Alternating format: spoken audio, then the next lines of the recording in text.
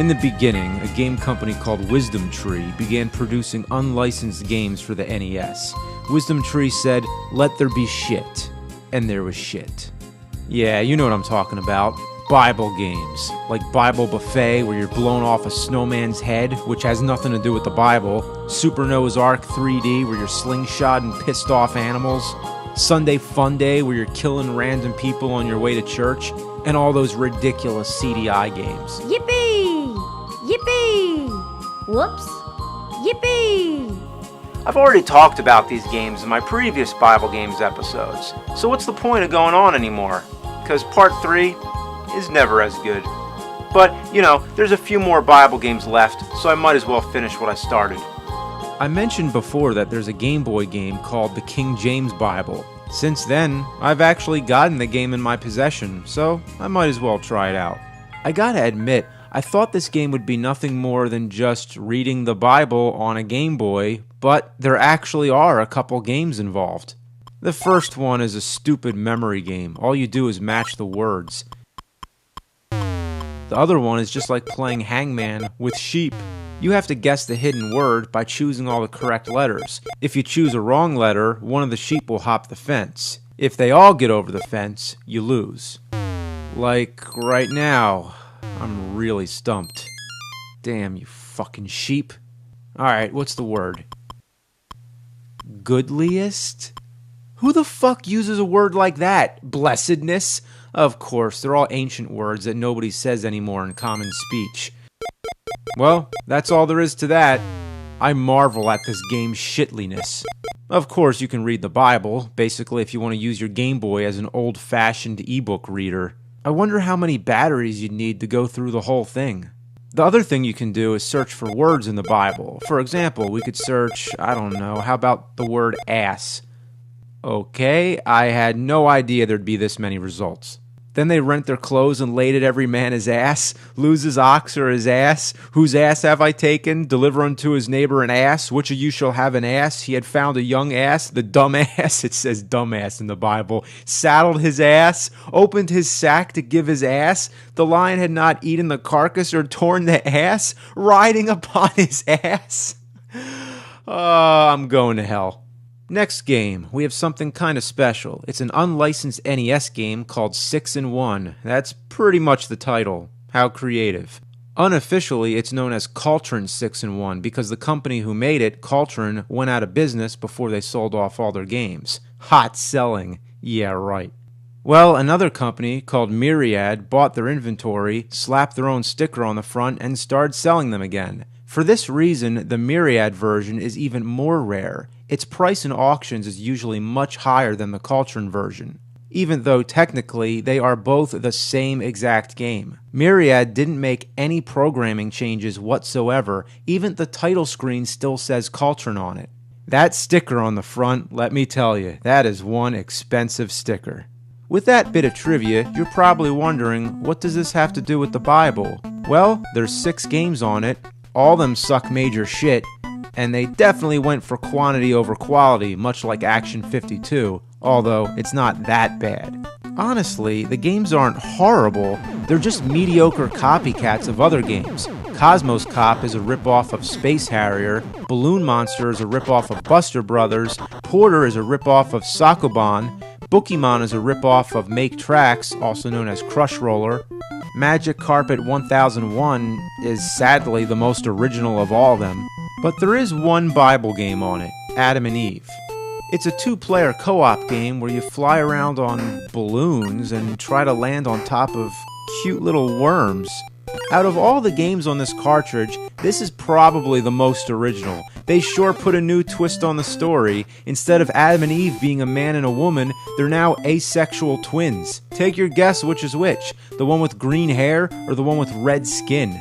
Are they aliens or something? Is that why there's space in the background? The Tree of Life apparently is now just a few bamboo sticks crossed together. The serpent is now a whole army of balloon flying worms. And there's a bird that lays eggs on you. What kind of bird lays eggs while it's flying? That's like a human mother running a marathon and just dropping out a baby. The only other thought is that it's an egg-shaped piece of shit, but it's from a bird, so it would usually be white, which would be the color of an egg, but instead, it's brown like shit. I don't know what I'm talking about. I myself wouldn't know how to make a game based on Adam and Eve, but I'd never think to make the forbidden fruit actually count as points. What were they thinking when they came up with this? I guess they were just trying to be really original. Well, nope. Actually, it's a complete ripoff of Balloon Fight. And if you really want to go back further, Balloon Fight was very similar in gameplay style to Joust, just with balloons instead of, well, ostriches.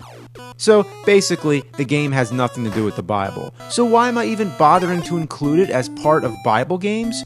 Well, here's a better question. Why the fuck did they call it Adam and Eve? Well, that's the last of the Bible games on the Nintendo consoles. It sure was a sacrilegious shit stain on the NES library, but it wasn't enough for Wisdom Tree, no. They had to put out their games on the Sega Genesis console as well. Tell you the truth, these are all games I've reviewed already on NES. Sometimes the Genesis versions are different, like they were with Action 52, but this is not the case here. All these games are nearly identical to their 8-bit counterparts. Spiritual Warfare is pretty much the same. You know, that Legend of Zelda clone where drug dealers are shooting lasers at you from alleyways. Since the whole game functions just like Zelda, with item inventory and everything like that, wouldn't it have been nice to use the same save feature? Instead, there's this annoying password system. If you're gonna copy anything from Zelda, have a save feature. And that was on NES, so you'd think with a more advanced console, they'd be able to do that again. Then there's Exodus and Joshua, which were both the same two games anyway, which were both adapted from a game called Crystal Mines. Not much to reiterate here, just going around blasting giant cheese puffs. Then there's Bible Adventures, which again is the same as the NES version, just with slightly different graphics. Gotta love that classic Baby Moses game. The best part's drowning your own baby and then killing yourself. Isn't that nice? Then, of course, there's David and Goliath, which might as well be called David and the fucking sheep, because that's all you do is carry sheep from one place to the next. Man, who the hell is able to pick up 3 sheep and climb a tree? And this may seem like a minor complaint, but when you pause the game, the music keeps going. I hate games that do that. What if you get a phone call or something? You want it to go quiet. This game is extremely frustrating in its bad control. There's a part where you have to climb up a mountain, but no matter how hard you try, you keep slipping off the platforms. Oh, fuck! Alright, here we go. Fuck! Bitch. You'd think these are doors, right? Well, guess what? You can't go in. They're just for decoration. So maybe they're miniature monoliths from 2001. When you do manage to get to the top, there's nowhere left to go. You have to take a shitty guess and jump at thin air. See, there's another platform you're supposed to reach, but you never know otherwise. It's literally a leap of faith. The other game on the cartridge is Noah's Ark. This is the one where you painstakingly have to pick up every animal on the screen and carry them to the Ark. I've mentioned before how Noah is some super strong freak of nature, but he does have his limits. He can jump while carrying almost any animal, but an ox, nope, that's too much. Every animal has their own specific rules, and it makes no fucking sense. The most annoying is the snakes. Man, Noah has some balls to be rescuing snakes. Indiana Jones wouldn't do that. No, he thinks Noah is a snake-saving shit sucker. Pee Wee Herman once saved snakes, but he fainted. That's right, in order of manliness, Indiana Jones, then Pee Wee, and then fucking Noah. Keep in mind, Noah also has to be able to identify the male and female animals. So how does he have such a keen instinct for this? I mean, I'm no bird expert, but does the toucan exhibit any clear signs of its gender? If it's a female, does Noah look at it and think to himself, look at the cans on that toucan? The graphics are dull. There's so much brown. The Ark is brown, the trees are brown. Why's everything gotta be the color of shit? It might as well be shit. Yeah, those trees in the background are like logs of shit coming out of God's ass. It's holy shit. Things get all fucked up by level 3. You gotta start collecting 7 of each animal. 7? What, are you kidding me? The monkeys. I hate them. They're so fucking hard to catch. I'm gonna get you, you stupid monkey. Yeah, whatever it takes, fuckface. You're slime. You're filth. I'm gonna rip you apart. Oh, and you're actually not supposed to save the monkeys. You're supposed to get the fruit that they're throwing. Really? How was I supposed to guess that? So the monkeys are supposed to drown in the flood after all. One of the worst things about this game is that Noah needs to visually inspect every animal you catch. It's not enough that the inventory is on the screen, clear as day, but no, you gotta watch every single animal run into the ark, one after another. Imagine if in Super Mario Bros., after you beat the level, you have to watch every fucking coin bounce across the screen. I can't believe I actually decided to play through this whole game. I was curious about the ending, and it's not worth bragging about. It's just a suitcase floating in the sewers. Oh wait, that's supposed to be the ark with the flood. It rests on the mountaintop, and that's it. Well, that's Bible Adventures. That takes care of all the Bible games on Genesis. I could end things now, but I really don't want there to ever be a Bible Games 4, so there's one little bit of unfinished business. An NES game called King of Kings.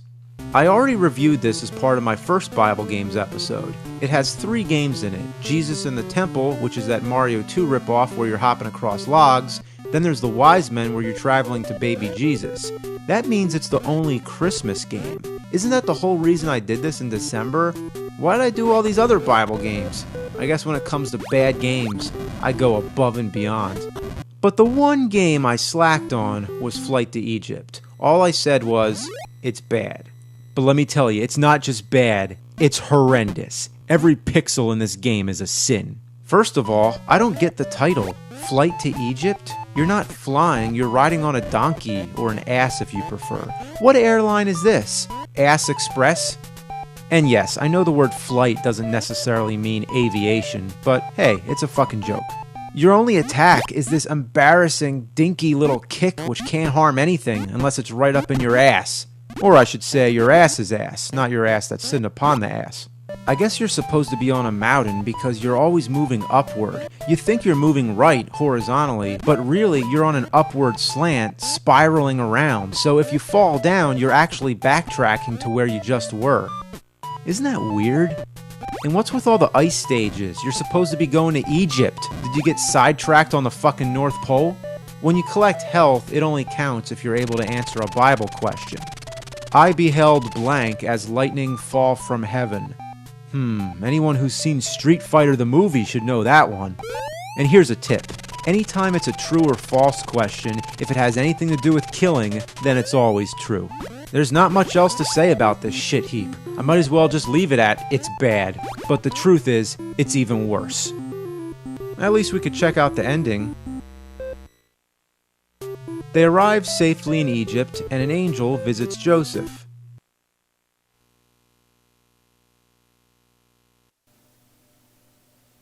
And that's it?